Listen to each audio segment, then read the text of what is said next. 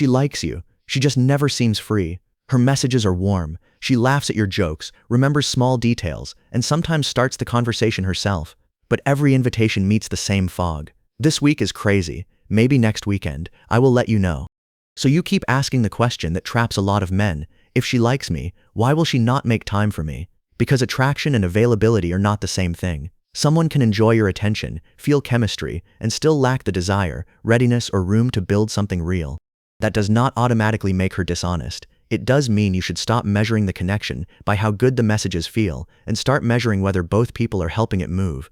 The first difference is simple. Interest reacts, investment participates. An interested woman may answer quickly, flirt, or tell you she had a great time. An available woman helps turn interest into another shared experience. If Tuesday does not work, she suggests Thursday. If the restaurant is too far, she offers somewhere easier. She does not have to organize everything, but she gives the plan something solid to land on.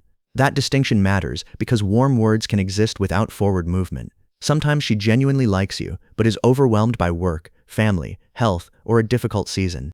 Sometimes she enjoys the connection, but does not want it enough to reorganize anything. Sometimes she is uncertain and keeping the possibility alive while she decides. You cannot read the exact reason from a phone. You can read the pattern. Look at what happens after a no. A no with an alternative is usually useful information. I cannot do Friday, but Sunday afternoon works. A no with warmth, but no alternative, is less clear. I wish I could. This week is impossible. Repeated versions of that answer create a pattern. The connection may feel pleasant, but it is not becoming a priority. Do not turn one busy week into a verdict. Adults have deadlines, sick relatives, travel, children, and days when their social battery is empty. The mistake is not giving someone grace. The mistake is giving indefinite grace while quietly expecting it to become commitment.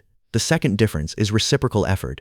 Ask yourself who restarts the conversation after it fades, who introduces a new topic, who remembers the plan, who moves from maybe to a time and place. You are not building a courtroom case from reply times. You are checking whether the relationship has two sources of energy. Healthy connection is not perfectly equal every day. One person may carry more during a stressful week, but over time, responsiveness tends to invite responsiveness.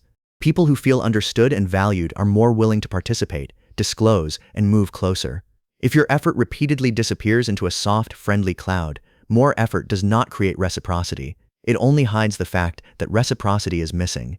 This is where attraction can become misleading. A woman can be genuinely excited when you appear on her screen. That feeling can be real. But if she never protects a place for you in her calendar, the feeling is not producing a relationship. Potential is not the same as participation. The third difference is whether time is merely found or deliberately protected. People rarely discover an empty evening waiting for them. They make choices among competing things. Available people may be busy, but they communicate boundaries and create something workable. They say, "This month is brutal, but I can meet for coffee Sunday morning." Or, "I cannot date properly right now, and I do not want to keep you waiting." Both answers respect you because both are clear. Unavailable behavior often keeps the emotional reward while avoiding the cost of a decision. She responds just warmly enough that you do not leave, but never clearly enough that you can build. Again, this may not be calculated. Many people avoid disappointing someone because they dislike conflict, enjoy being liked, or are confused themselves. You still do not have to live inside their confusion. The fourth difference is how she responds to directness. Try one clean invitation. "I enjoy talking with you, and I would like to see you. Are you free Thursday evening?" No speech, no accusation, no hidden test. Then let the answer be information. If she says yes, make the plan. If she cannot but offers another day, work with it. If she stays vague, you can answer warmly. "No problem, let me know when your schedule opens." Then step back. Do not keep presenting new dates like a salesman lowering the price. Stepping back is not punishment. You are not trying to trigger fear or make her chase. You are simply returning responsibility for the next move to the person who could not make the current one. If she wants to see you, she now has a clear and dignified path. If she does nothing, the silence answers a question that more texting could only postpone. Some men resist this because uncertainty feels safer than disappointment. As long as the conversation continues, they can imagine the perfect date hiding just beyond the next week. A direct invitation risks a real answer, but confidence is not preserving every possibility. It is preferring reality over a fantasy that consumes your time.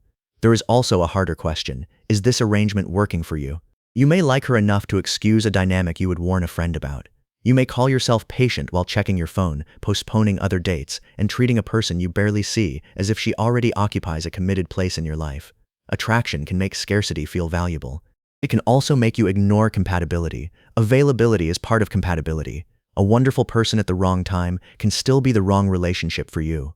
You do not need to prove she is careless, manipulative, or secretly uninterested before deciding that the pattern gives you too little. Your standard can be simple. I want a connection where interest becomes shared effort. That standard applies to you too. Do you make clear invitations, keep your word, and offer alternatives when you are busy? Or do you send intense messages when lonely and disappear when closeness requires consistency? The modern gentleman does not demand availability, he refuses to practice. So watch actions without becoming cold. Give grace without giving an unlimited contract. Make one clear invitation, then leave room for a real choice. She may like you, but a relationship is not built from the feeling she has when your name appears. It is built from the time, honesty, and effort both of you are willing to protect after the screen goes dark.